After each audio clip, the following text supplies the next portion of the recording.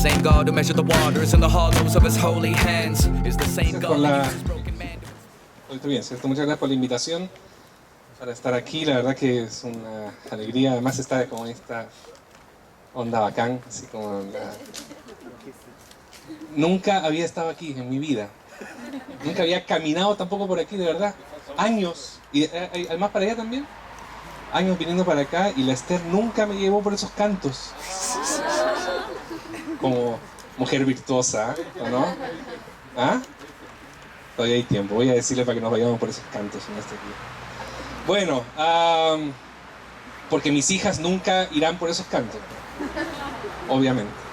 Bueno, una alegría estar con ustedes. Hoy la verdad que me dieron este tema. Y decía, ¿por qué me dan este tema, justicia social? Uno, porque no es un tema que yo aborde regularmente, pero creo que fue un lindo desafío estudiar este tema. Quiero ser súper honesto. Les compartí a algunos de los chicos en la cena que este tema es un tema que me toca en lo personal, me gusta, pero creo que siempre había hecho el camino al revés. Era como asumir ciertas posturas teológicas con respecto a la justicia social, pero no partir de la base. Y quiero hacer un ejercicio con ustedes, que eso es lo que hice yo. Fui un poco honesto conmigo mismo y dije, bueno, vamos a hacer esta relación entre lo reformado y este mundo teológico progresista que insiste mucho en el tema de la justicia social. Y la verdad que resultó algo muy interesante que me gustaría compartirles. Yo creo que hay un problema que no sé por qué los evangélicos nos tenemos que para nosotros la cosa o es blanco o es negro. Y la verdad que yo no entiendo por qué algunos tienen que decidirse por la justificación por la fe y predicamos eso y creemos eso, y otros predican sobre la justicia. Y yo digo, ¿por qué no hacemos las dos cosas? ¿Por qué no predicamos la justificación por la fe y la justicia? ¿Por qué algunos tenemos que abanderizarnos por la justificación y otras iglesias abanderizarse? ¿Siente esa palabra? La estamos inventando. Es un día histórico, chiquillos. Estamos inventando una palabra. Abanderizarse por la justicia. ¿Por qué unos con una parte y por qué, si la Biblia habla de las dos cosas? Y si la Biblia habla de las dos cosas, aparentemente es porque hay una relación muy potente, intrínseca, familiar. Hay algo que no se puede desconectar entre la justificación y la justicia. Por lo tanto, si nosotros hablamos de justicia social, tenemos que hablar de justificación. Y si hablamos de justificación, tenemos que hablar de justicia. No están separados. En esto tuve la ayuda de nuestro amigo Keller, que la verdad que escribió un libro que en lo personal yo no soy muy adepto a Keller, y leí ese leí ese libro prejuiciado, le decía a Luis, pero él logró darme vuelta la cuestión. Y creo que él encontró un buen link, y eso es lo que yo les quiero compartir hoy. Entonces, creo que esta disyuntiva no es bíblica. No hay que elegir una de estas. Estas dos están unidas. Y en este sentido creo que la Reforma recuperó este concepto de justificación. Y creo que esto no es un invento, lógicamente, de los reformados. La Iglesia históricamente ha conectado la justificación por la fe con la justicia, pero por alguna razón bastante evangélica nosotros hemos desconectado esto. Entonces creo que nosotros estamos perdiendo el espíritu de la Reforma cuando lo desconectamos y solamente predicamos un aspecto de la justificación, que es lo que vamos a hablar hoy. Creo que nosotros tenemos que ligar esto y encontrar una vez más este verdadero espíritu de la Reforma.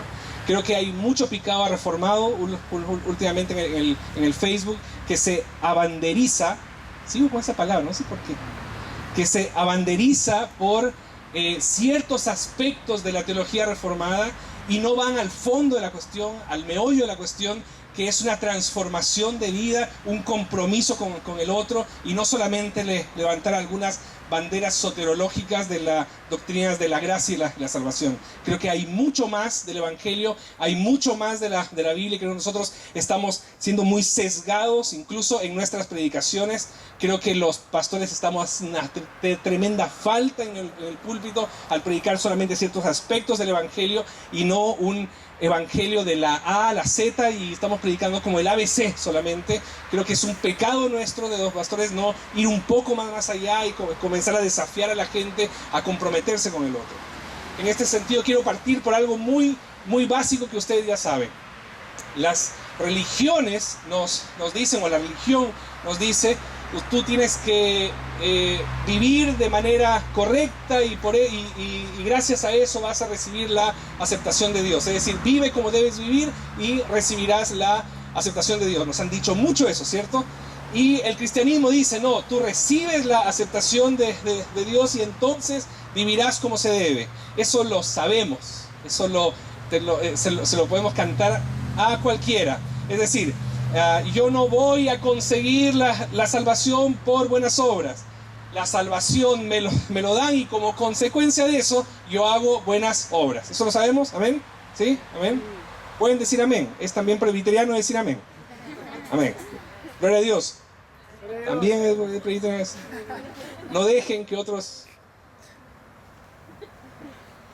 iglesias les roben ese privilegio de decir aleluya, gloria a Dios. ¿Por qué no? Ahí se me sale mi corazoncito.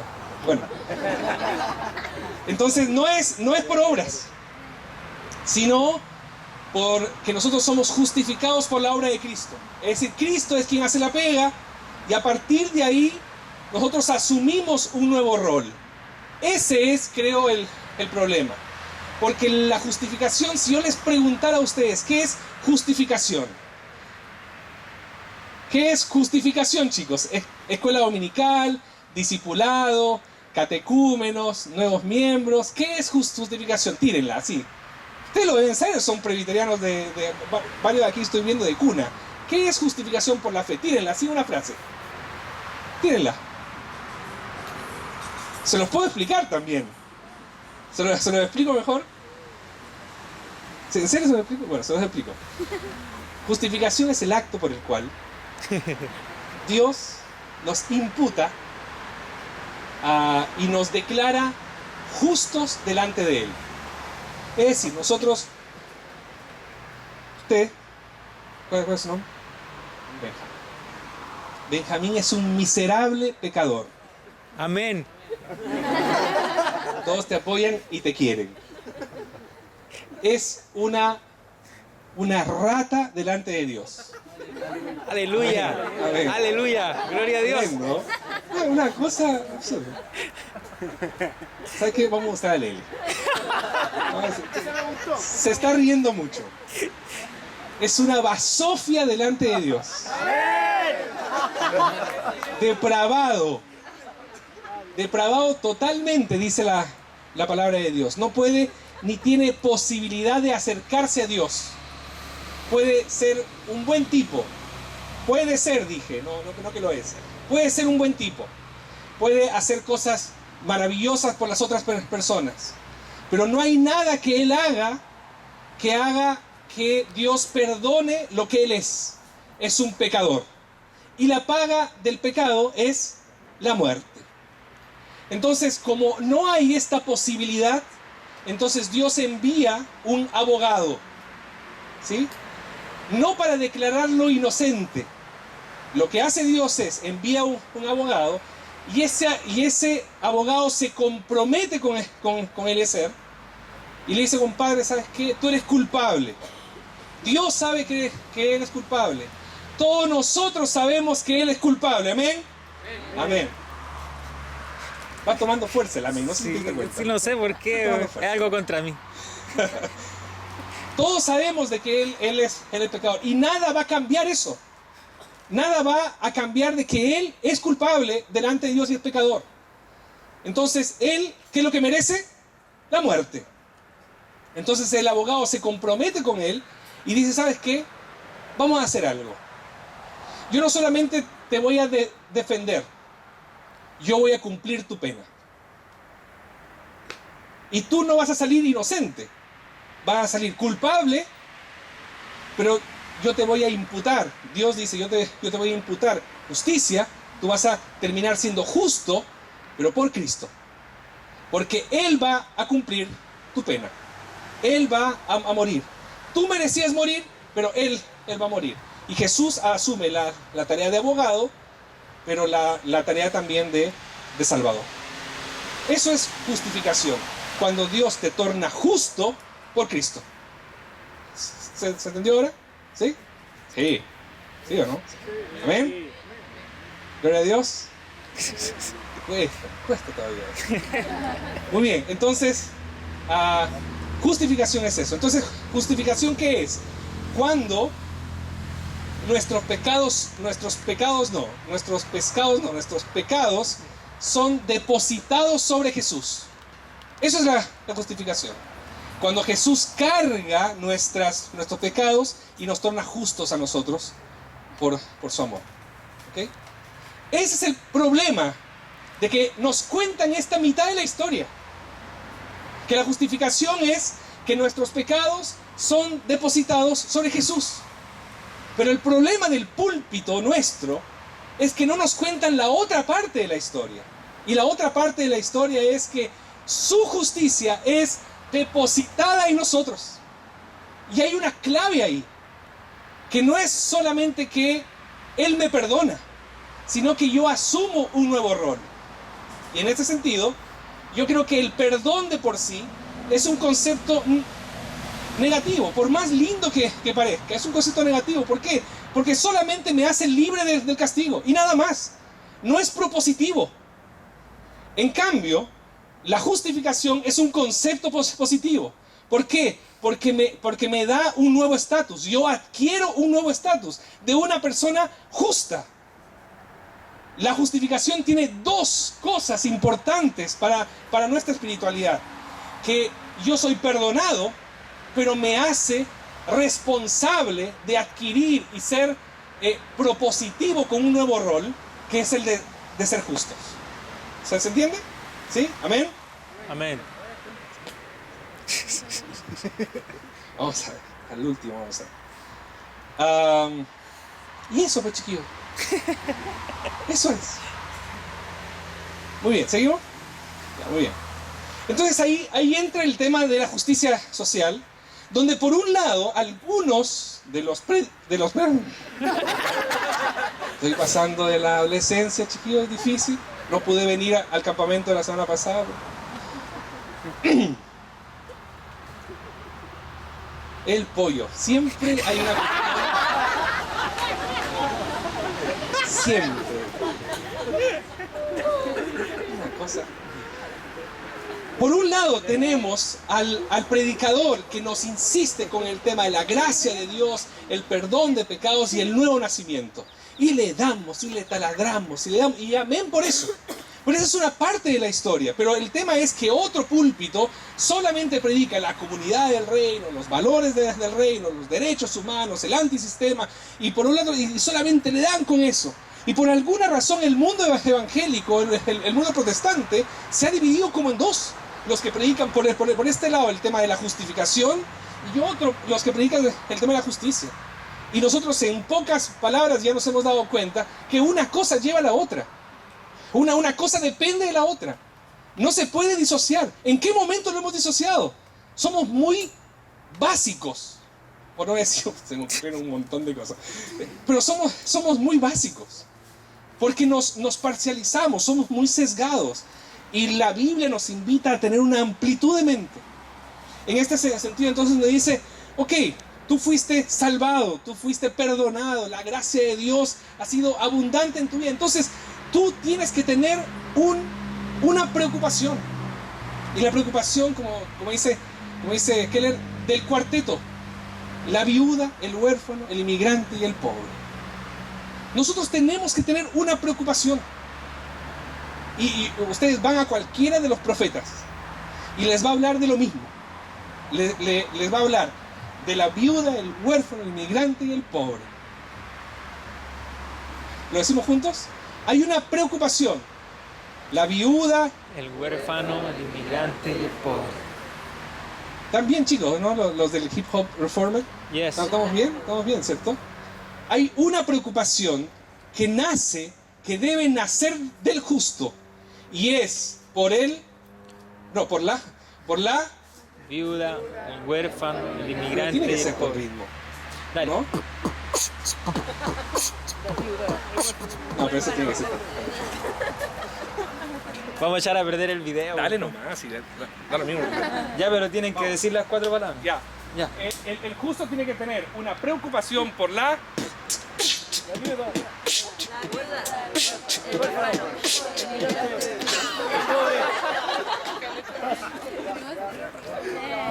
Amén. Que el Señor nos bendiga. Ok, por la viuda, el huérfano, el inmigrante y el pobre. Eso me dejó solo. Entonces, ¿qué es lo que está pasando con nosotros? ¿Hasta qué nivel nosotros hemos entendido y hemos asumido que nosotros somos justos, que hemos adquirido un rol? Hay una preocupación en nuestras iglesias por la viuda, el huérfano, el inmigrante y el pobre. Chicos, ¿hay? Claramente no.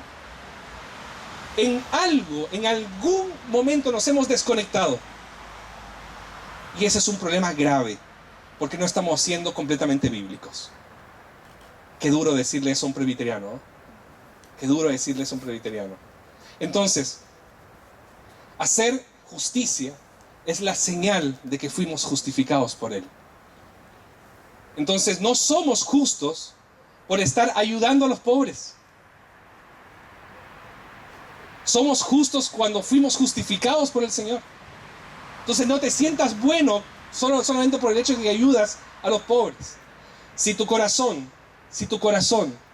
quiero ser muy categórico con esto, si tu corazón no está preocupado por los pobres, hay algo que está mal en tu corazón.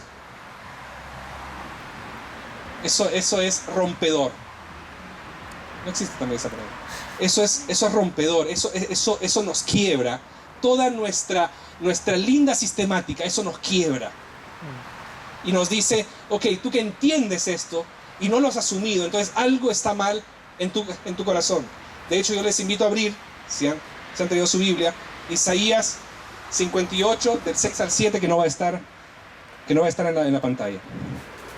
Dice, no es más bien, ¿lo encontraron o no? La Biblia o sus dispositivos, ¿sí? Su aplicativo. ¿Ya? ¿Amén? No es más bien el ayuno que yo escogí, desatar las ligaduras de impiedad, soltar las cargas de opresión y dejar ir libres a los quebrantados y que rompáis todo yugo. No es que partas tu pan con el hambriento y a los pobres errantes albergues en casa, que cuando veas al desnudo lo cubras y no te escondas de tu hermano.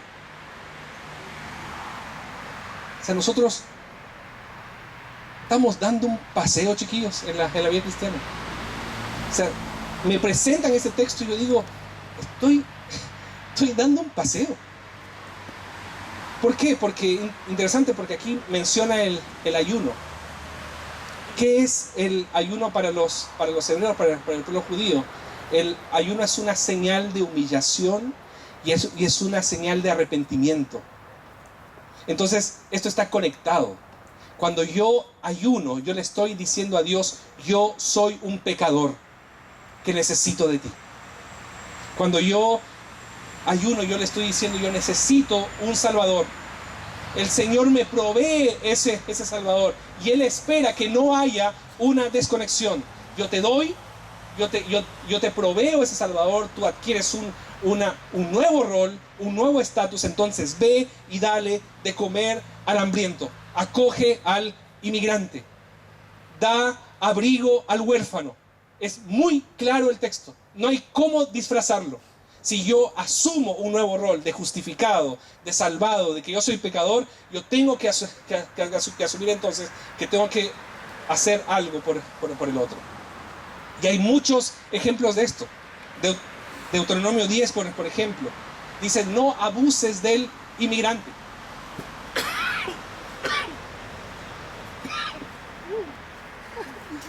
No abuses del inmigrante. Bueno, esa parte me toca como cerca, ¿no? No abusen de mí. Ustedes están abusando de mí al hacerme predicar en la noche con frío. Yo los voy a denunciar. Y hay una lógica en el texto. Dice: tú no puedes abusar del inmigrante por una lógica. Tú fuiste inmigrante en Egipto. Yo te salvé por gracia. Entonces no puede ser ancho para ti y angosto para otros. Acepta, reconoce que eres un inmigrante y que estás aquí porque Dios te sacó de la esclavitud y te colocó en libertad. Y hay otros ejemplos. Por ejemplo, Santiago 2:16. Si ustedes lo buscan conmigo, dice: y alguno de vosotros les dice: id en paz, calentaos y saciaos, pero no les dais las cosas que son necesarias para el cuerpo. ¿De qué aprovecha? Así también la fe, si no tiene obras, es muerta en sí misma. Pero alguno dirá: tú tienes fe y yo tengo obras. Muéstrame tu fe sin obras y yo te mostraré mi fe por mis obras. Entonces, ¿cómo sabes tú que eres salvo? Cuando tú tienes conciencia del otro. El otro es imprescindible para nuestra salvación. Aquí no hay ningún cuento individualista. Siempre el evangelio es contracultura. La forma en la que tú puedes comprobar de que tú eres salvo es cuando tú miras al otro y tú ves en el otro una oportunidad de encarnar el evangelio. Entonces, hacer justicia es la señal de que fuimos justificados por él. Y hay 3 razones para esto. La primera razón es que justificación por la fe modificará tu postura para con la justicia. Ustedes ya se han dado cuenta que no hay, y eso se los han enseñado mucho, así que esto lo voy a pasar más o menos rápido. No hay posibilidad de alcanzar los estándares de justicia de Dios. No hay posibilidad de que tú seas tan bueno como para que Dios te acepte. No hay nada que tú puedas hacer para que Dios te salve. No hay cosa bonita que tú puedes hacer. No hay cosa buena y maravillosa y justa que tú puedas hacer que encante a Dios. Porque los estándares de la justicia de Dios son demasiado altas para ser alcanzadas. Entonces, cuando uno es justificado, eso modifica mi percepción de la justicia. ¿Por qué? Porque yo comienzo a percibir la importancia de la justicia para Dios. De que lo imperfecto, lo injusto, el sistema opresor, sí le preocupa a Dios y sí le importa. Y Él hace algo por eso. Entonces, cuando nosotros somos justificados por la fe, eso modifica nuestra postura para con la justicia. A Dios le importa, por lo tanto a mí también me debe importar. Dios tuvo misericordia de mí, entonces esa misericordia me mueve a ser misericordioso con otros. Y ustedes saben lo que significa misericordia, ¿cierto? Miseria y cordia. Que nuestra miseria se acercó al corazón de Dios, o el corazón de Dios se acercó a nuestra miseria. Entonces la miseria del otro tiene que producir también algo en mi corazón. Entonces, justificación por la fe modificará tu postura para con la justicia. Segunda razón, que la justificación por la fe modificará tu postura para con los pobres. Quiero hacerte una pregunta. ¿Qué es lo que te pasa cuando te encuentras con una persona pobre materialmente? ¿Qué es lo que pasa en tu corazón cuando tú te encuentras con una persona pobre materialmente. Habemos varios aquí en todo caso. Pero quiero plantearte algo. El Evangelio, el primer discurso de Jesús en el monte, en el sermón de la montaña, en el sermón del monte, dijo, la primera cosa que Jesús dijo públicamente fue: bienaventurados los pobres en espíritu, porque de ellos es el reino de los cielos. La mayoría de los comentaristas y estudiosos de este texto coinciden de que Jesús estaba hablando aquí de un tema netamente espiritual. Aquí no está hablando de algo material, está hablando de un tema espiritual, y yo coincido plenamente con eso. Es decir, la palabra pobre aquí es el de mendigo, no es el del pobre que trabaja para conseguirse su comida. La palabra pobre aquí es la del mendigo que necesita del otro para subsistir. Esa es la lógica. Por lo tanto, cuando el texto dice pobres en espíritu, está diciendo todos aquellos que se reconocen mendigos delante de Dios, todos aquellos que dependen absolutamente de Dios y no son autosuficientes, sino que son dependientes de Dios. Dice que de ellos es el reino de los cielos. ¿Sí? Entonces voy a llevarlo a esta misma pregunta que les hice ahora hace un rato.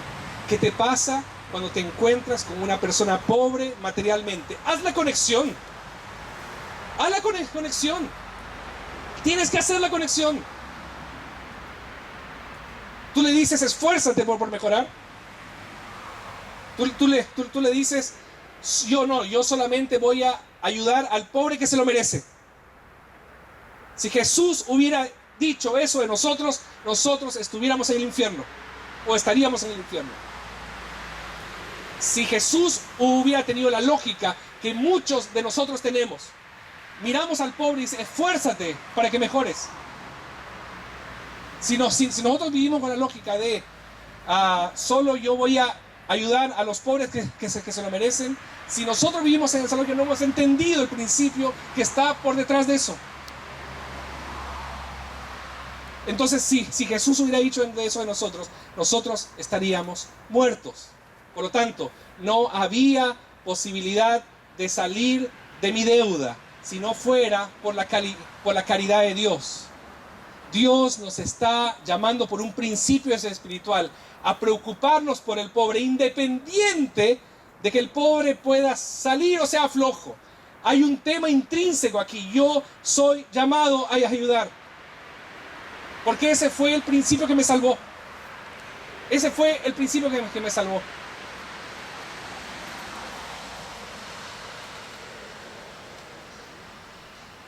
Pero ¿cuál es nuestra lógica? Es, yo lo intento, yo puedo vivir bien y Dios me bendice y atiende a mis oraciones. Esa es una lógica muy clase media.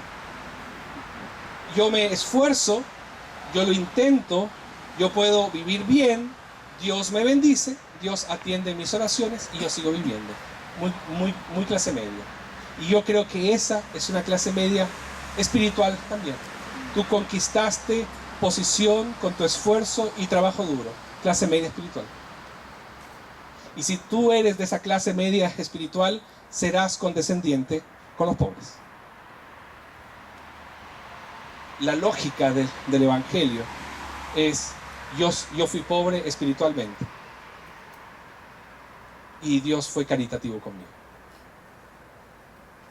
Traspasémoslo eso a este nuevo rol de justos. Hay pobres, yo tengo que ser caritativo. Hay algo que me mueve, hay algo espiritual que me mueve a hacer eso. Entonces, creo que esta lógica que nosotros tenemos, muy de los que predicamos solamente justificación, somos de la clase media. Esfuérzate. No me puedo esforzar. Espiritualmente yo no me puedo esforzar. Dios tiene que venir a hacerme.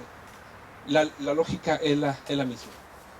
Hay un tema de misericordia que no tiene que ver con los dones, que no tiene que ver con las aptitudes o capacidades de la persona. Tiene que ver corazón abundante, generoso y misericordioso. Entonces lo primero, la justificación por la fe modifica mi postura para con la justicia. La justificación de la fe modifica nuestra postura para con los pobres. Y la justificación por la fe modificará la postura del pobre. Está bueno eso porque es muy completo. No nos deja solamente en la parte del pobre, de nuestra postura para con el pobre, sino también modifica esta postura para con el pobre. ¿Por qué? Porque aquí nos presenta esta disyuntiva entre el evangelio y la religión. La religión nos dice, si tú te esfuerzas, si tú te limpias, si tú trabajas duro, tú vas a salir adelante. Eso es autoayuda. Cuando el evangelio se apodera del pobre, su lógica cambia. Su lógica cambia. Si ustedes me acompañan, yo no lo puse aquí, pero Santiago 1, del 9 al 11.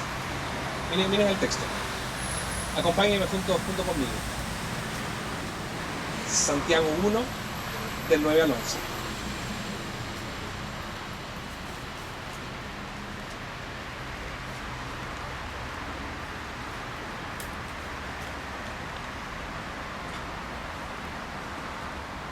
Dice, el hermano que es de humilde condición, para aquí el texto. Ahí está.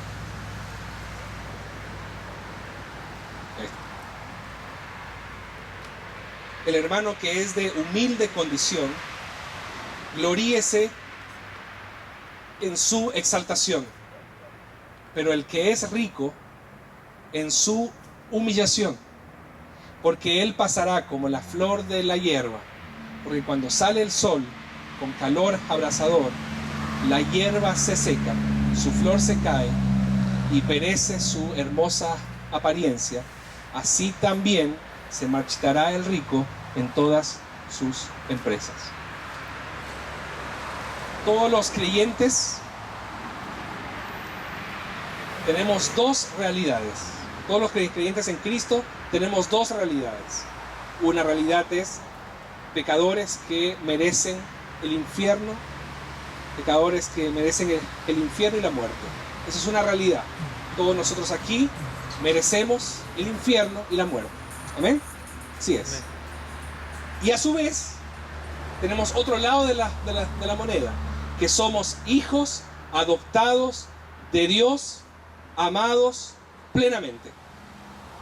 Dos lados de la moneda. Somos pecadores miserables y por otro lado somos hijos amados por Dios, amados plenamente y aceptados por Dios. ¿Sí? ¿Estamos? Entonces, la lógica de Santiago es esta. Ricos. Todo aquel que le ha ido bien en la vida. Ricos. Concéntrense en su condición pecaminosa. En su humillación, dice el texto. Concéntrense en su condición pecaminosa. Porque en el mundo ustedes ya tienen exaltación. Entonces lo que les está dando Santiago es un sentido de la realidad, para que no se pierdan. Todo lo que ustedes tienen, igual es por gracia. Ustedes continúan siendo pecadores, miserables. Pero al pobre le dice otra cosa. Al pobre le dice, concéntrate en tu alto estatus de adoptado hijo del rey. ¿Por qué? Porque en el mundo tú ya eres menospreciado. Entonces concéntrate en este estatus que tú tienes. Al rico le dice, concéntrate en tu pecaminosidad. Al pobre le dice, concéntrate en tu alto estatus. Entonces, ¿qué es lo que hace el Evangelio? Lo que hace el Evangelio es que nos da una nueva identidad. ¿Por qué? Porque este mundo, esta cultura, hace de nuestro estatus, hace de nuestras realizaciones el fundamento de nuestra identidad. Nosotros en este mundo valemos por lo que tenemos, valemos por lo que hacemos. Y el Evangelio nos dice, no, tú no eres lo que tienes, tú eres lo que tú eres en Cristo. Tú no eres lo que tienes, tú eres lo que eres en Cristo. Por lo tanto, si tú eres rico, tú eres un pecador. y reconócete pecador. Porque ya lo tienes todo, pero reconócete como pecador, porque todo lo tienes por gracias. Pero si tú eres pobre y ya eres desdeñado, ya eres discriminado, ya eres menospreciado, concéntrate en tu alto estatus, porque tú eres hijo del rey. Entonces, ¿qué es lo que hace el Evangelio? Nos da identidad. Entonces, la justificación por la fe modifica la postura del pobre. No le invita a victimizarse. Le invita a salir adelante, porque es hijo del rey. Es una lógica distinta. Entonces, cuando el mundo nos vea haciendo justicia, entonces se interesará por la justificación. En otras palabras, cuando el mundo comience a ver a la iglesia de Cristo haciendo las cosas por este cuarteto, que era la viuda, El huérfano, el inmigrante y el pobre. Cuando el mundo comience a ver a la iglesia presbiteriana haciendo algo por este cuarteto, entonces comenzará a pensar que este pueblo es diferente. Este pueblo ha sido agraciado con una gracia diferente. Mientras tanto, somos parte del sistema. No estamos haciendo ninguna contracultura aquí. No estamos dando ningún mensaje. ¡Ay, qué mensaje contracultural! ¿Qué mensaje contracultural? El mensaje contracultural se da en las calles, con este cuarteto. La viuda, el huérfano, el inmigrante y el pobre. Entonces, cuando el mundo vea que nosotros estamos haciendo justicia, entonces se interesará por la justificación. Entonces, en otras palabras, la justicia social es la señal inevitable de la justificación por la fe. No es separado.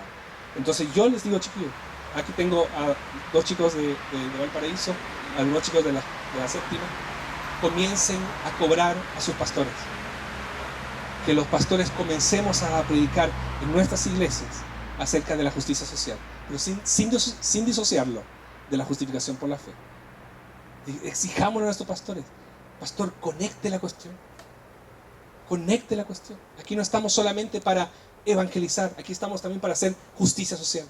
Y esa es una forma claramente de evangelizar. Nosotros necesitamos iglesias mucho más comprometidas con la cultura, mucho más comprometidas con el mundo, pero no solamente en este romanticismo con la cultura de Santiago, esta cosa linda que nosotros podemos ver. Es este compromiso con el cuarteto. Creo que nosotros necesitamos eso, modificar un poco nuestras estructuras, desempolvar un poco nuestras teologías sistemáticas y comenzar a viabilizar desde el púlpito a una iglesia que necesita comenzar a trabajar con este cuarteto. ¿Cuál es el cuarteto? La viuda, el huérfano, el inmigrante y el pobre. Y ni siquiera te dice que lo hagas por los cuatro, con que lo hagas por uno, por un grupo, ya estamos. Comencemos a pensar, chicos, ustedes son el presente de la iglesia, así que comencemos a pensar nuestras iglesias desde este enfoque. Y no solamente de este enfoque que yo les mostraba al principio, este enfoque que solamente predicamos gracias, la justificación. Comencemos a conectar con el resto del evangelio, con el resto de lo que los profetas decían. Si tú no haces misericordia, estás dando un paseo. Si tú no haces misericordia, estás dando un paseo. Tú no puedes adorar, cantar bonito, pero si tú no haces misericordia, estamos dando un paseo. Que el Señor nos ayude entonces a que podamos aplicar la justicia social como una señal inevitable de nuestra justificación por la fe. Que el Señor sea glorificado. Oramos. Place that causes hearts to sing.